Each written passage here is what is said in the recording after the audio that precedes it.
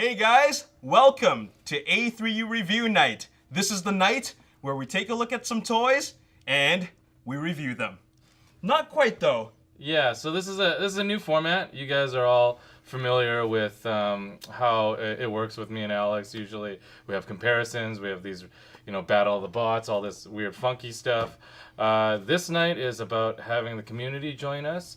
We have, our resident reviewers, Jay and Bob. And you know Boris and me. That's right.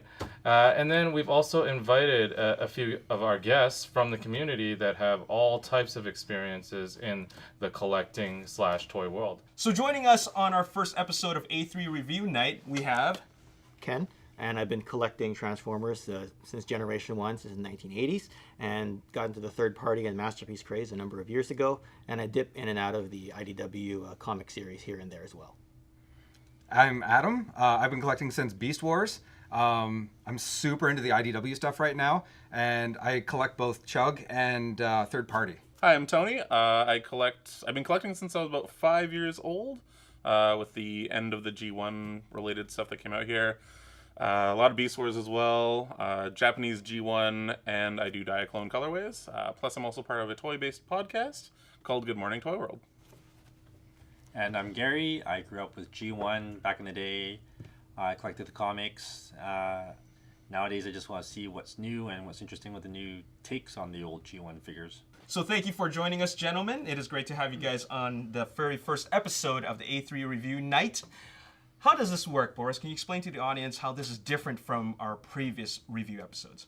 Well, first of all, we have other people actually reviewing it. So me and Alex are going to kind of step out of this one. I mean, we always will have something to say. But how it works is essentially our guests, our community of collectors/toy enthusiasts, they're going to tell us how they feel about a couple of bots that we've selected for tonight's review. And they're going to tell us how they feel about it. We're going to direct the questions.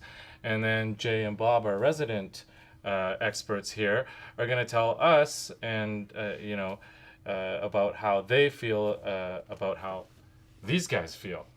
Does that make sense? That makes complete sense. And that's very good, Boris. And one thing you should know is that our guests here have already played with the toys. So they've taken the time to look at it, transform it, and Boris has been taking notes that he has right here, and we have a couple of questions that we're going to direct to specific guest members. So what we're going to take a look at in this very first episode is the Koot from Fans Toys and also the Omni from Ocular Max.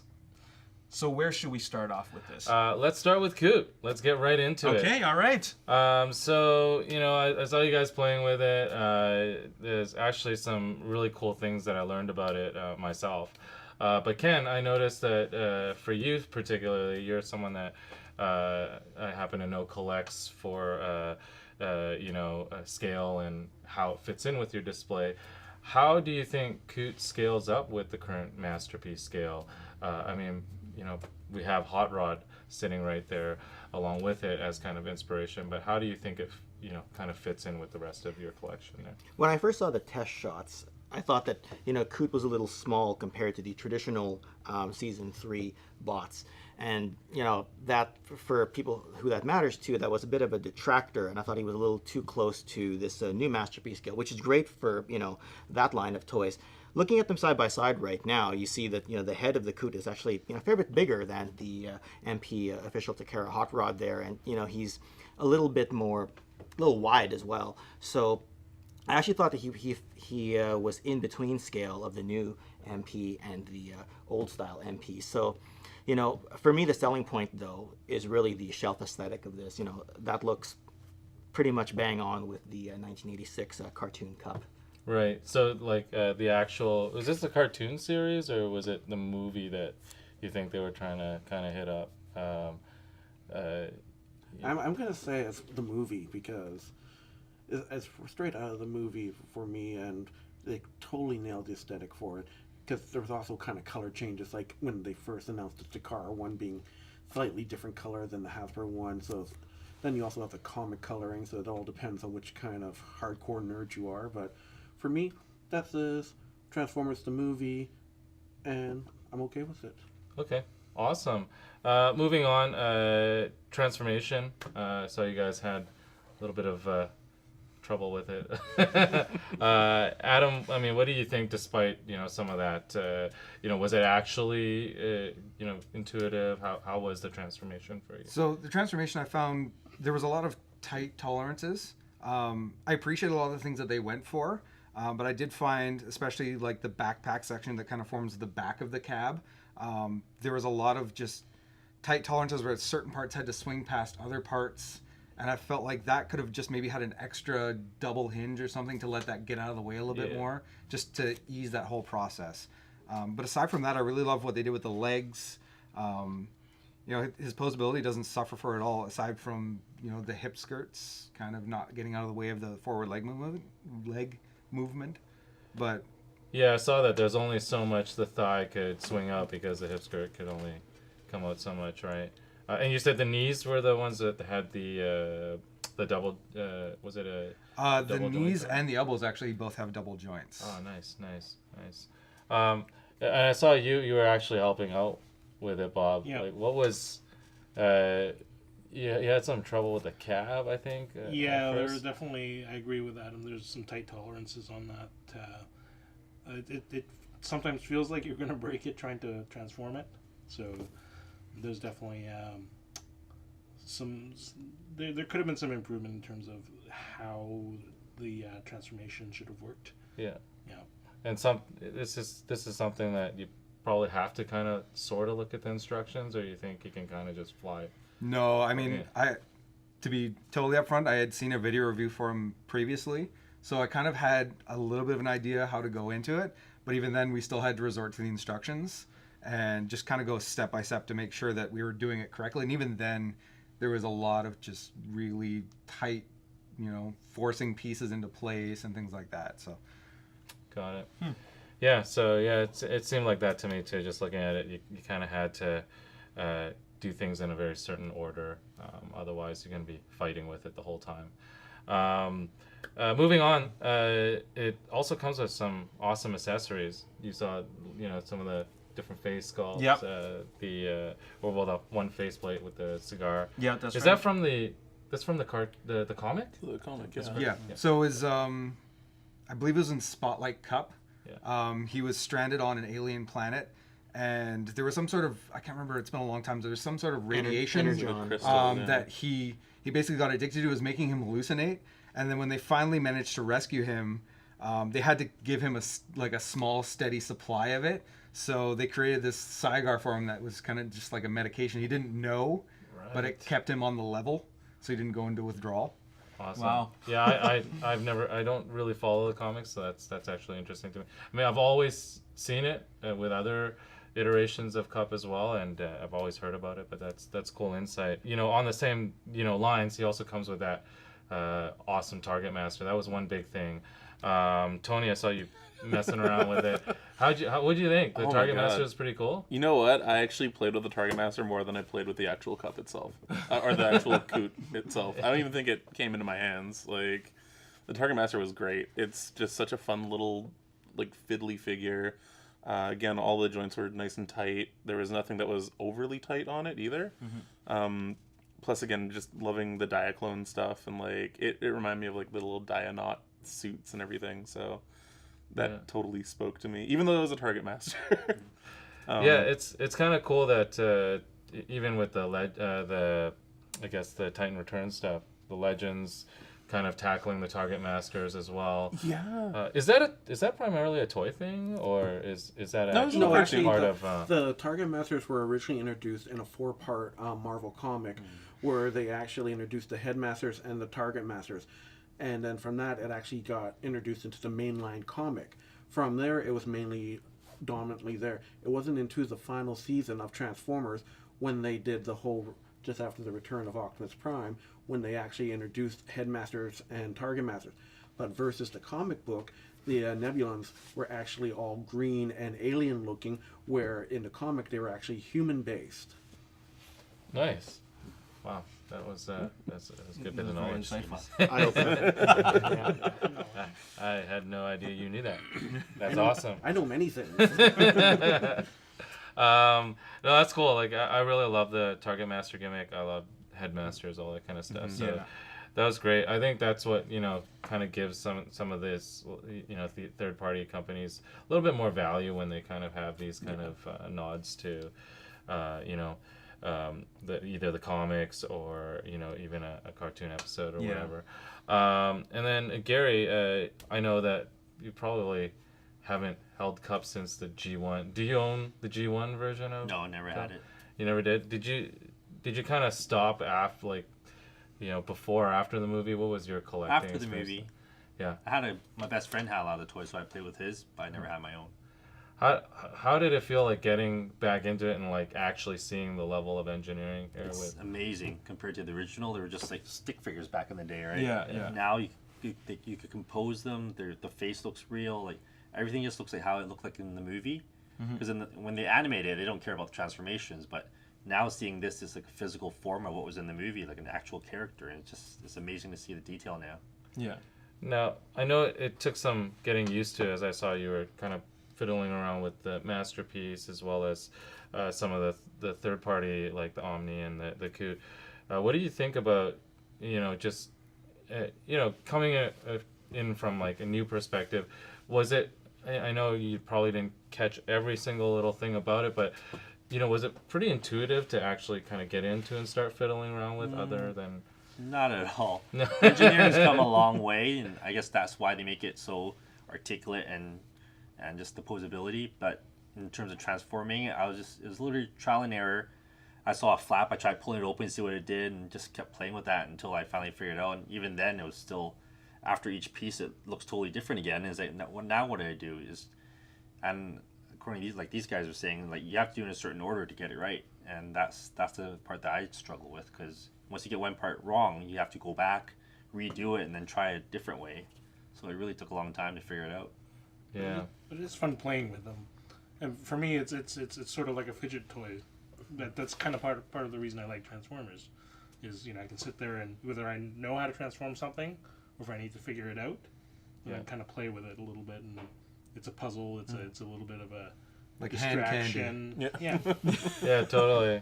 The thing I noticed with Gary though is, like, for someone who hadn't transformed any of these new things, he actually figured out most of them for the most part without any instructions, which just goes to show that a lot of these things were still rather intuitive, that he was still able to figure them out to like 98% for the most, which is pretty good, because like there are seasoned people like myself who still have trouble with some of these things. So for someone who hasn't played with anything in several years, that's actually really impressive, and actually shows that there is some simpleness despite how complicated these designs are.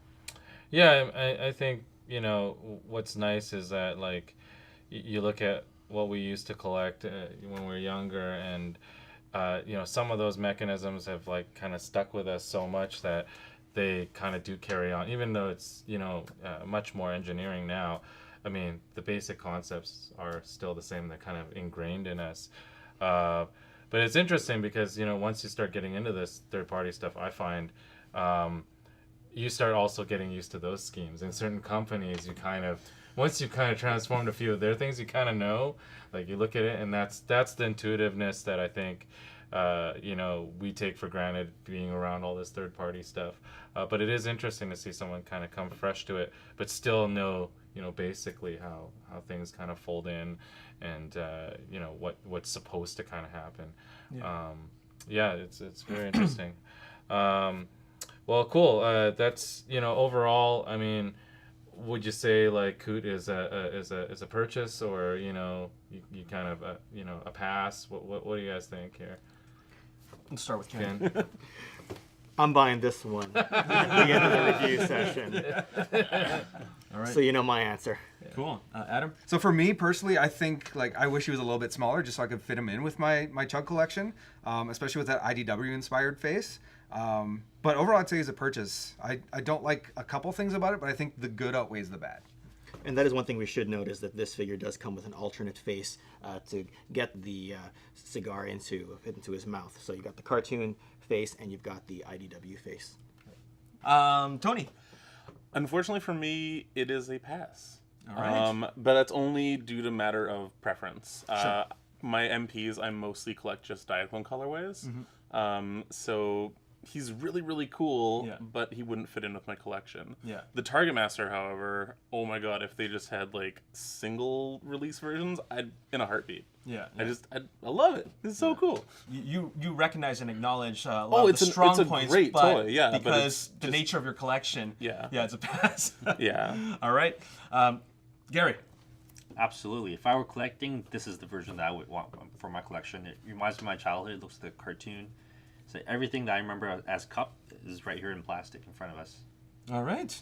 Awesome. Looks like a Yeah, sounds general like- consensus. You guys like it? It's a very, it seems like it's a very strong, figure, and going by some of the reviews I've seen too. I have one final thing for it, because I noticed when they were transforming, it seemed like it was really hard to get it out of its vehicle mode. Like, that didn't seem to hinder your decisions at all. Like, it seemed like it took a bit to get it out. Yeah, maybe Like- you guys can clarify on that, because I saw that too, actually. Right, especially Yeah. for like Adam, like it seems like you figured it out. Like, just what were your final thoughts on that final transformation from vehicle back to robot mode?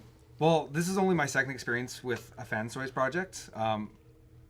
I do own the Sovereign, which is their Galvatron, and I did find with that, like, everything was really tight out of the box, and you kind of need to transform it a few times just to loosen things up. So I do feel like over time this would kind of get to that point too, and you don't want something to be loose right out of the box, right? Yeah. So in the long run, that's probably a good thing, but I think just the nature of Cup's design, it was really hard to get a grip on the front end of that vehicle mode because it's just totally smooth. Yeah, and yeah. there's not even like a right angle there to grab onto. Yeah. Like the windshield is angled over on the side. So, but I did eventually get it. It just took a little bit of force. Yeah. Probably not something that you guys would probably just play around with and keep transforming back and forth. It will probably be in bot mode. I mean that's fair. That speaks towards sometimes the strengths of other Transformers that, like, I mean, even from Hasbro and whatnot, there's just those that I can't put down. I'll just keep transforming over and over because it's that fun, that easy. But doesn't necessarily mean that it's great in other aspects either. So Perfect. Personally, I asked Adam and Bob to transform this back into robot mode before I take it home and put it on my shelf. that's how he's gonna stay. It's gonna stay like that. It looks great in both modes. I will say that, but I would never want to transform it. I would fear transforming it after seeing what you guys did. Just buy two. There you go. So thank you for your thoughts on the Fans Toys Koot. We are now going to move on to the Ocular Max Omne. So, you guys have some time to play with it. We got some questions for you. Omni is like kind of like the third installment of a third-party Cosmos. Yeah. We had the Space Racer, then we had the Klaatu, and then now we have Omni. So I mean, there's actually quite a bit out there already. So it's actually kind of difficult to now go through a third one and try to find some good points about it. But after watching these guys play with it and everything, I think there is quite a bit of a difference. So Ken, you had a chance to kind of take a look at it, and you own Space Racer, correct? That's correct. And then you also had a chance to kind of take a look at Klaatu. How do you think it stacked up in terms of I know, like I said, like you were talking about display-wise, scale-wise, aesthetic-wise. What do you think? So I'll focus more on the aesthetic because, having gotten the Toy World Space Racer, I, really like that figure. Comparing these other two, and I kind of wish we had the third product here. There's really no wrong answer on this one. Like certain variations of certain other characters, you'll find that, one is really head and shoulders over the other. This one, not so much. I find the three products reasonably close. And, looking at these two doesn't necessarily make me want to drop, the Toy World Space Racer and pick one of these up. Now, if I did have to choose, though, I'm very impressed with the aesthetic of the MMC Ocular Max Omne. I know there's some finicky parts to it that make it seem a little bit on the fragile side, but still an amazing product.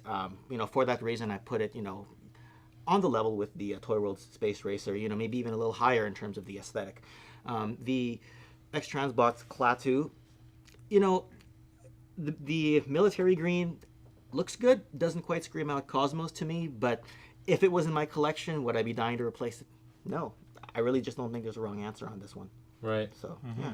And I think you were saying Omni seems like it's a little bit more tune accurate. Is that the coloring seems a little bit more tune accurate, and Space Racer was more toy accurate? Slightly, yeah. I mean, the Ocular Max Omne definitely has a little bit more of a jump out at you type of color, and the Toy World Space Racer has a little bit of a cool luster to it, and it's also very faithful to the toy. I think, to the original toy. I mean, it has a little more luster than the original toy, and like I said, I really wish we had it here. But overall, 3 great products. Almost a coin toss. Awesome. Okay, good to know. Well, 3-way coin toss. 3-way coin. Yeah. And then Adam, you had a chance to transform Omni as well, so you kind of see how it all works. How do you think? Did you have a chance to play with Klaatu? I did actually. Okay. I did have a chance to transform it just at the end there. And Space Racer. Not I've so much? never had experience with the Space Racer. Okay. How did you think the transformations stacked up? Were they kind of similar? Was one better than the other? So the Omni is definitely more complex, I found, than the Klaatu. The Klaatu, I do like, just how simple and quick it is to go from one to the other. But I think in the long run, the Omni just wins because he's a lot sleeker and a little bit more detailed. Like, he doesn't have as big of a backpack or anything like that. Mm-hmm. He looks really clean. And I think the finish on him is a lot nicer as well. Yeah, I was looking at some of the contrast points, and it really does pull out a lot more of the detail, I feel, as well. Bob, you were kind of showing us that little spring-loaded thing on, on the Klaatu. Yeah. Were you a little bit happy to see that it wasn't such a, it was a little bit different for the Omni to kind of pop the head up? Yeah, it's compared to I have both Klaatu and the Space Racer. Mm-hmm. The Space Racer, the one sticking point on that one from a transformation standpoint is that there's really no mechanism to pull the head out, so you kind of have to pinch, and if you don't have fingernails, you might not quite get it out. It's not hard to get out, but it's a little bit of a pain. The Klaatu, it's nice that it's spring loaded, but both the spring and the button is so tight that you can't actually use your finger to push the button. So it kind of loses points there. Like the mechanism's nice, but it's not very practical the way they designed it. Whereas the Omni, it comes out in the transformation as you transform it. The head pops out as part of the transformation, so you don't have to fiddle with it or anything like that. Totally. Yeah, I saw that it kind of sinks in, and then the head comes out. Yeah. Nice. Tony, you had a chance to play with it after in terms of posability and whatnot. You seemed like you're pretty impressed with I totally the dug posability. it. Yeah, it was awesome. I managed to get a couple fun little dynamic poses out by the very end there. I do have a couple Ocular Max figures. Again, Diaclone. So I've got the Liger and the Terry Just Rally. Mm-hmm. And honestly, this guy's on par with them too. Like, he's a great figure. The diecast in the feet is awesome. Plus the color scheme on it is fantastic. Like, everything. The one problem with the Klaatu that I have is all the colors just blend together, right, whereas everything's so vibrant on the Omni. If I had any complaints, they'd be really nitpicky about the chest transformation. It was kind of tough getting the middle part back down and then the head out and the arms in the right spot and everything. But I think it's worth it just because, getting the 2 windows where you can see the Bumblebee and the blaster, that's such a cool little feature. I mean, he was supposed to come with a cow, but they didn't give us that. So at least they delivered with Bumblebee. Yeah. I really dig it, actually. How do you like the box?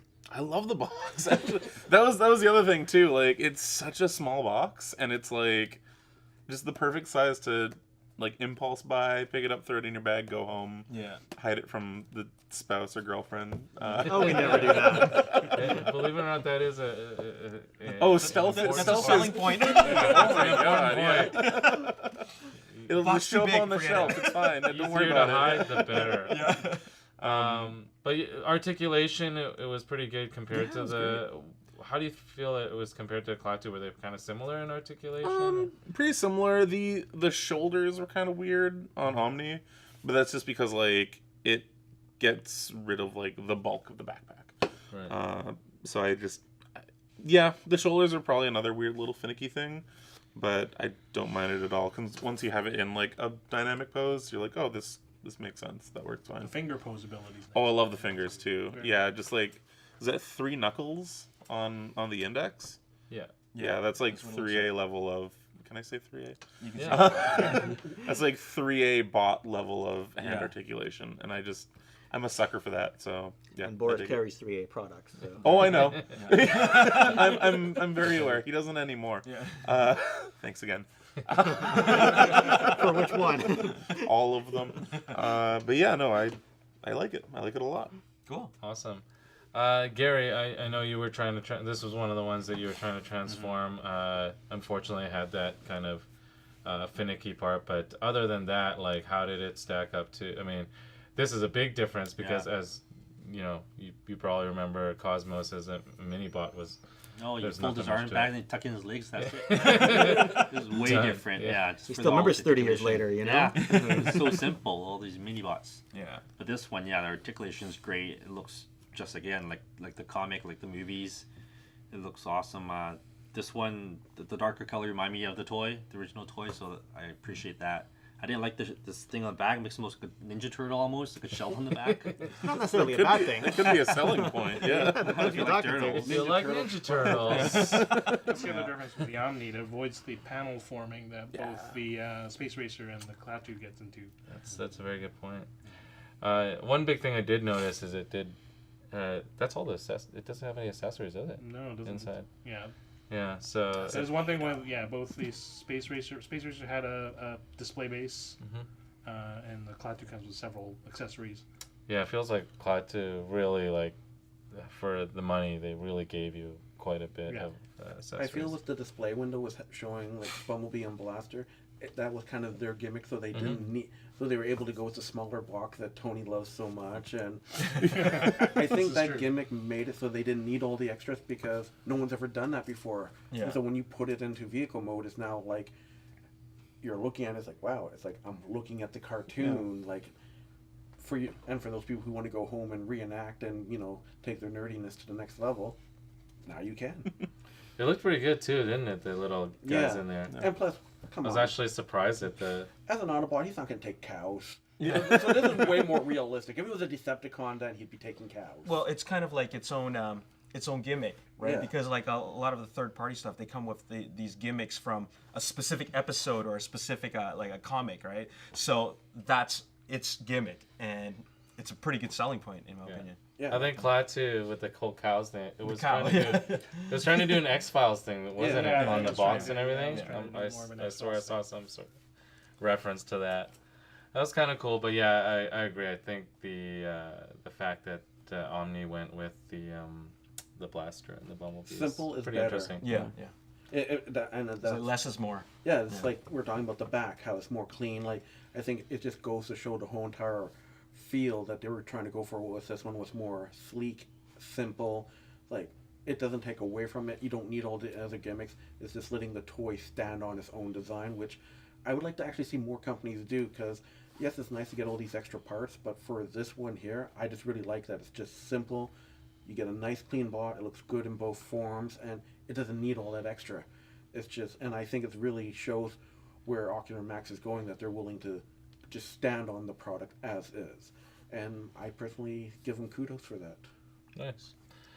Awesome. Well, it sounds like Omni overall was, quite good, and it doesn't necessarily make it not viable for the other two. It sounds like the other two had their own qualities They too. have their own strengths. Yeah. After seeing Omni, and I know it's kind of late in the game, would you spring for that? Was that a purchase, Ken?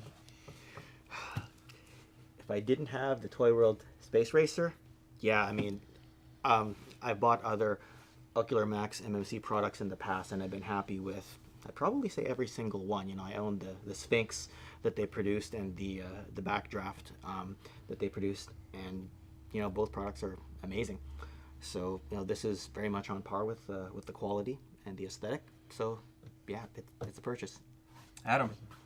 Yeah, I would totally purchase this. I'm actually tempted to buy it right now. But, I'm trying my hardest not to. Don't try too hard. My personal we won't rule, blame you. my personal rule is I try not to buy third-party masterpieces as much as possible. It's something that A, it helps me save money, and B, I know eventually Takara's probably going to get around to that character. But if I can slot it into a different collection, say maybe like a Chug or something like that, then I kind of let myself slide on that sometimes. And for me, like, he's really pushing my limits. Tony, what do you think? You know what? I'd break my rule. I would totally pick this figure up. Nice. The price point is awesome for the quality, and he's, like Jay was saying, he's just such a clean, aesthetically pleasing toy that I... 2 horns up. All right, nice. Word. Gary, what are your thoughts? Buy or no? Well, if I were to buy, I'd want something that reminds me of the original. Yeah. I love the articulation and the aesthetics of it, but I do like this color because it reminds me of the toy. So yes. if this was a darker green, it would be a buy for me. But this light green kind of throws me off. So maybe not this time. Sure. What's interesting to me is because I actually, when we got Space Racer in, I actually got more than I needed, and thinking whatever, it's the first one out, probably get a lot of people buying it, and actually it did go really quickly, so I wasn't super surprised. Then when Klaatu came, I knew it was a little bit something that people have been waiting for. So I knew that there was some sort of hype around it, but it also sold really fast, and it sold a lot of units. And then I started realizing that Cosmos fans are straight up Cosmos fans. They will buy every single Cosmos that is out there. So I think it's kind of interesting that these 3 companies came out and offered something different. If you are Cosmos fan, I honestly think that they all kind of are quite well done in terms of, I've seen other wars happen with other figures that there's one obvious loser. I have to agree with everyone and their experiences, is that they actually all did a really great job with Cosmos. And me personally, I even like the Legends Cosmos that Hasbro I have had. pretty much all of them. I have all 3 of these. They're so much fun, right? So plus the clear Space Racer. So They had a clear pack? yeah. No. But Damn, why But didn't I I get think that one? they've all done really well. But I think we can all say, no more.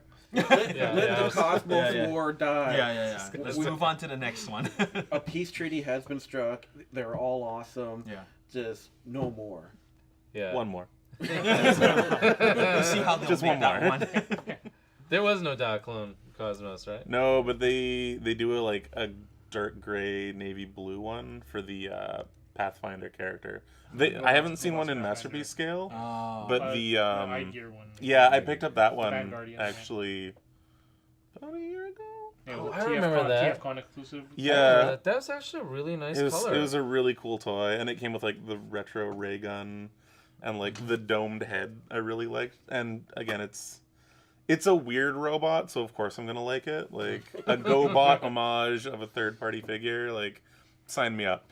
But if someone were to come out with one that was in a nice gunmetal gray, GoBot aesthetic, I'd probably just nerd out all over that. So Ocular Max, if you're listening to this, Yeah. do a GoBot version for Tony. And only Tony. Just one. That's If right. you want to Production send run it to of me, one. yeah. And they'll it'll be a call TFCon it Tony. exclusive. Yeah. It'll be called Tony. Omni and Tony. Yeah. PS-11T. Yeah. That's Well, that just about wraps up our very first episode of A3U Review Night. Thank you guys so much for joining us. It was fun. thanks for having us. And it was great to have you guys give your opinions and thoughts on these 2 great figures. So thank you very much. So that is our very first episode, and this is our debut episode. This is something new for us, and we want to keep this going. That's right. It's definitely something that we had thought about it for a while now. It actually turned out really, really well. I enjoyed it a lot. I enjoyed hearing what our community had to say, as well as, I mean, I always have to hear what Jay and Bob think about things because they definitely have a lot of knowledge. So it was great to have you guys on as well. And I think for the future, we are going to definitely carry this on. So stay tuned for details on how, if you are local to Vancouver, how you can be a part of the community panel. And if you like this episode, definitely leave us some comments and tell us what you thought about it. Even if you didn't like it, bash us in the comments, whatever. No one does Let that. us know. Yeah. Let us know. Anyways, thank you to Bob and Jay for joining us. Thank you. And also, Also, our panel, Ken, Adam, Tony, and Gary, thank you very much for coming down. And hopefully we'll see you again in the future. and we will see you guys next time. Thank you so much.